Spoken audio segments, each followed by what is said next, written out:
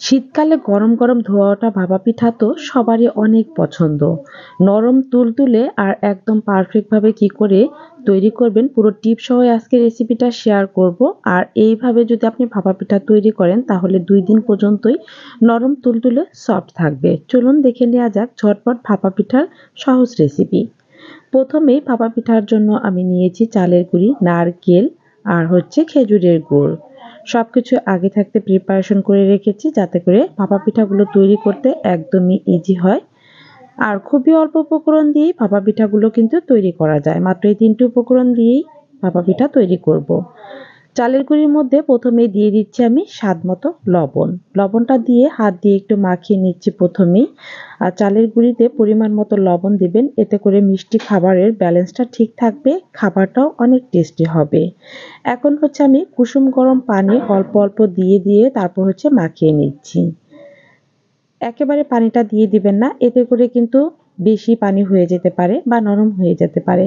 এজন্য অল্প অল্প করে হাত দিয়ে মাখিয়ে মাখিয়ে নেবেন। যখন দলা দলা হবে, দানা দানা ভাব হবে, তখন বুঝতে হবে যে পানির পরিমাণটা একদম ঠিক আছে। এরকম হাত দিয়ে মুঠ করলে মুঠ হয়ে যাবে, আবার হাত দিয়ে ছাড়িয়ে দিলে এরকম ঝুরঝুরে হয়ে যাবে।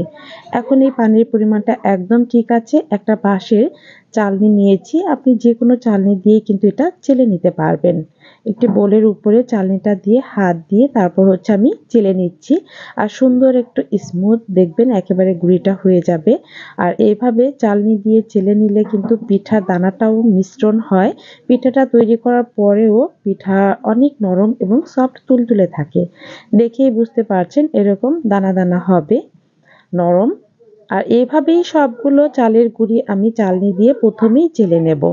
পিঠা তৈরি করার আগেই সম্পূর্ণ চালের গুঁড়ি আমি খুব ভালো মতো চালনি দিয়ে চেলে নিলাম। এবার আমি ভাপা পিঠা তৈরি করার কাজে লেগে পড়ব।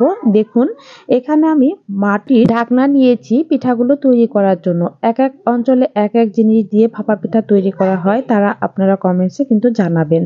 প্রথমে চালের গুঁড়ি নিয়েছি, তারপর কোরানো নারকেল দিয়েছি, তারপর বেশি করে খেজুরের গুড় দিয়েছি। আর আজকে 2টো লেয়ারে ভাপা পিঠা তৈরি করব। আবারও চালের গুঁড়ি দিয়েছি, নারকেল কোরানো দিয়েছি, তারপর আবারও খেজুরের গুড় দিয়েছি, তারপর আবার চালের গুঁড়ি দিয়ে ঢাকনা দিয়ে ঢেকে দেব। এভাবে 2টো লেয়ারে যদি আপনি পিঠাটা তৈরি করেন তাহলে খেজুরের গুড়ের পরিমাণটা বেশি হবে আর পিঠাটা খেতেও অনেক টেস্টি হবে। আর উপরের দিকে চালের গুঁড়ি দিয়ে খুবই আলতো করে লাগিয়ে নিতে হবে, একেবারে চেপে চেপে লাগাবেন না। যদি আপনি আলতো চেপে পিঠাটা তৈরি করেন তাহলে এই পিঠাটা অনেক নরম সফট থাকে। আমি আরও একটা পিঠা তৈরি করে দেখাচ্ছি। প্রথমে চালের গুঁড়ি দিলাম, তারপরে কোরানো নারকেল, তারপর খেজুরের গুড়, আবারও চালের গুঁড়ি দিয়ে একটু সমান করে নিয়ে আবারও আমি দিয়ে দিব কোরানো নারকেল, তারপরে দিয়ে দিব আমি খেজুরের গুড়। এভাবে লেয়ার টু লেয়ার যদি ভাপা পিঠাগুলো তৈরি করা যায় তাহলে এই পিঠাগুলো খেতে ভীষণ মজাদার হয়। আর সবশেষে যে চালের গুঁড়িটা দিবেন সেটা অবশ্যই চেপে চেপে দেবেন না, এভাবে আলতো করে দেবেন। দেখবেন পিঠাগুলো খুবই সফট থাকবে। ঠান্ডা হওয়ার পরেও কিন্তু এই পিঠাগুলো প্রচুর নরম থাকে আর খেতেও অনেক মজাদার হয়।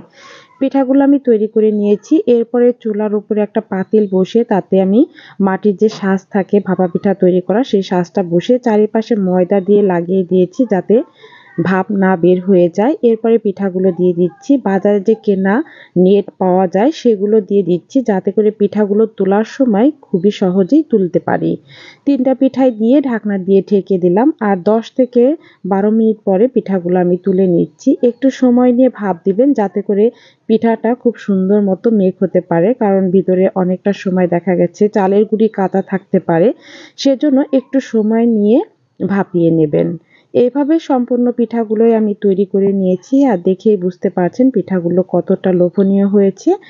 আমি একটা পিঠা ভেঙে দেখাচ্ছি। পিঠার ভিতরে হয়েছে খুবই স্মুথ আর গুড়ে ভরা। নারকেল এবং গুড়ের মিশ্রণে এই ভাপা পিঠাগুলো খেতে ভীষণ মজা হয়। শীতকালে এখনো যারা তৈরি করেননি তারা আমার রেসিপিটা দেখে অবশ্যই একবার হলেও তৈরি করবেন। সবাই ভালো থাকবেন, সুস্থ থাকবেন। আল্লাহ হাফেজ।